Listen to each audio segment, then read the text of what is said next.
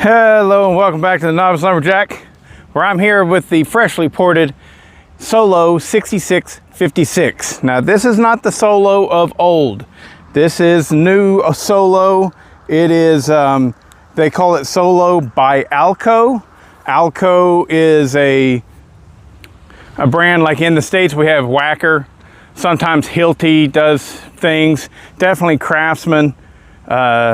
Craftsman's never made any of their own tools, I don't think.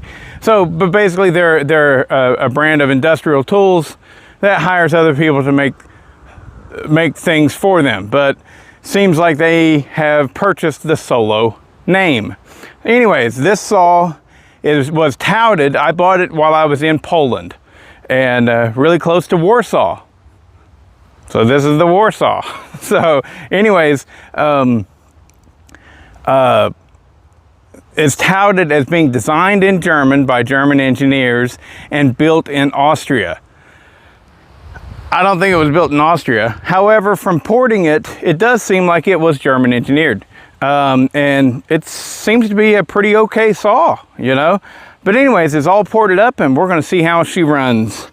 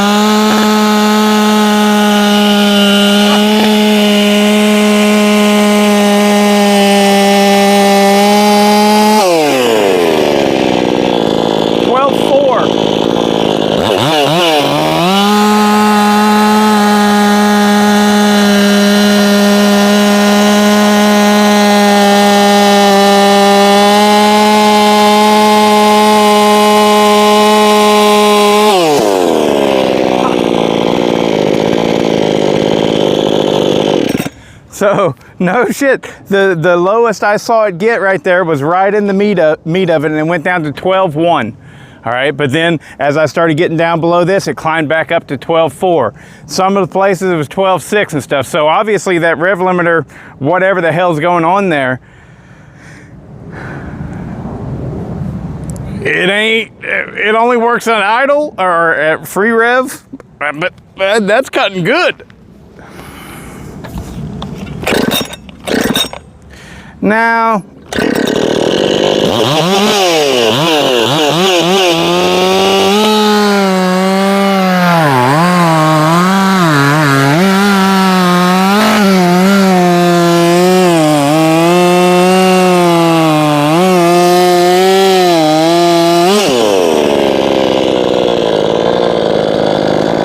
that's pretty damn good.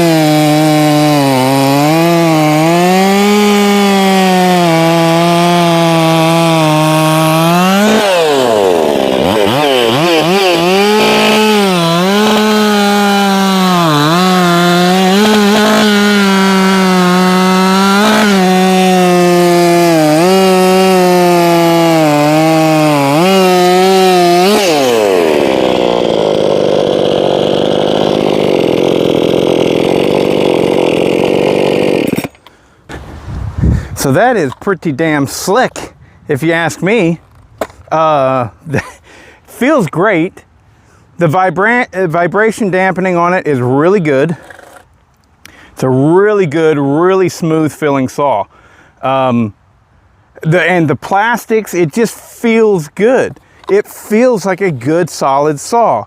Now, you do break into it and you see things and you go, I don't know about that. You know, like, you know, the cylinder, you could tell it was made in China. There was a lot of, you know, initial run metal on metal clearancing that happened inside that cylinder. I mean, not bad, but you see that with a Chinese made cylinder, right? It looks different. It's not as nice. Also, whenever I did the porting video on this, I forgot to mention this thing has an easy start, right? Well, with this higher compression, I had to get rid of that easy start in some fashion. And so what I did was I found that the easiest way to do it, these things have two springs. You've got your regular recoil spring, and then you have your easy start spring. Your easy start spring, you disassemble the pulley, and inside there's a great big, thick, strong spring. And that right there just needs to get filled up with JB Weld. Smack it back together, and you've successfully eliminated the easy start function of it. I've always had an issue with restart on this thing. I don't know what its deal is.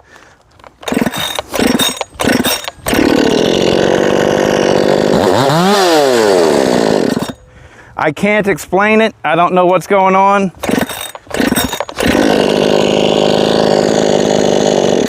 I've tried various different settings like I normally would with, you know, fattening up the low side and using your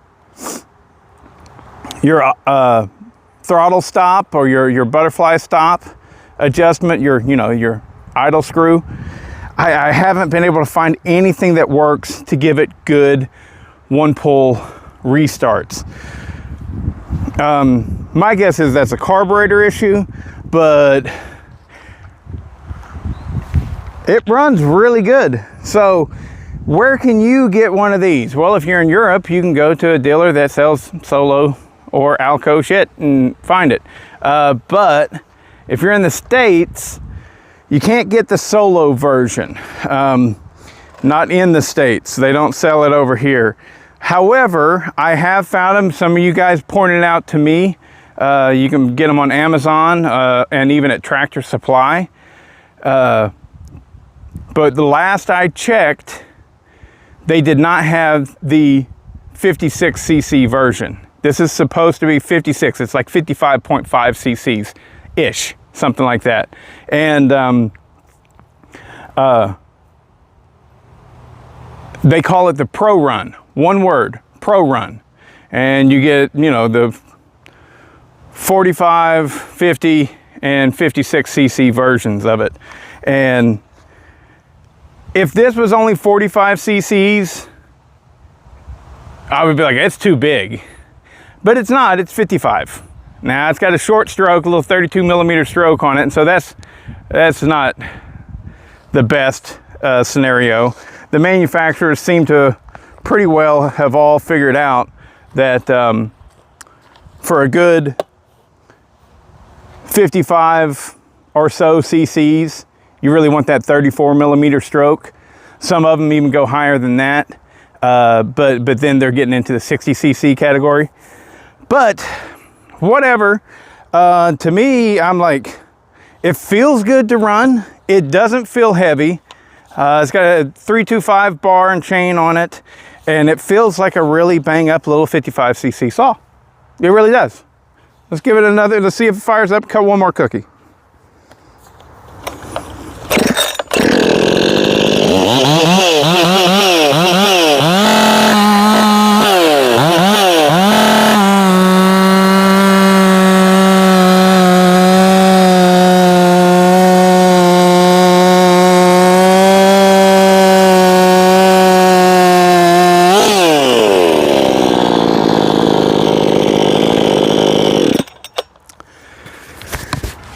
She's hauling the mail. I like it. Nice little saw. Really nice little saw. And now that it's all ported up, I mean, it's got good power. Honestly, what I think the power feels like, probably feels about like, would I say a stock 562? Maybe not quite that good. Maybe not quite that good. Maybe like a Husqvarna 555. You know? It's good power. Pulls that 20-inch bar, no problem whatsoever. And that's a Stihl 325 RS, what is it, RS23 chain that's on there. And those things just cut so good. It's cutting that pine like butter. So it's so super smooth and great. But I think that it would be able to handle a more aggressive filing, which means this might be a perfect candidate for the Husqvarna C33, their new full chisel, non-safety rakered 325 chain. I thought about putting it on here right away, but I didn't know. I wanted it to look good in the video, and I knew that the Stihl RS chain pulls real nice and smooth for it. But yeah, I mean, I'd throw a 3/8 on that, no problem, if you're one of those guys that likes running 3/8. But again, it's been ported. So stock, it didn't have no power like that. So, but it really worked out. It's good. Nice muffler mod. I didn't do any timing advance on it whatsoever, and I ain't going to. If it can pull over 12,000 RPMs in a cut like this, golden, you know. Nice machine.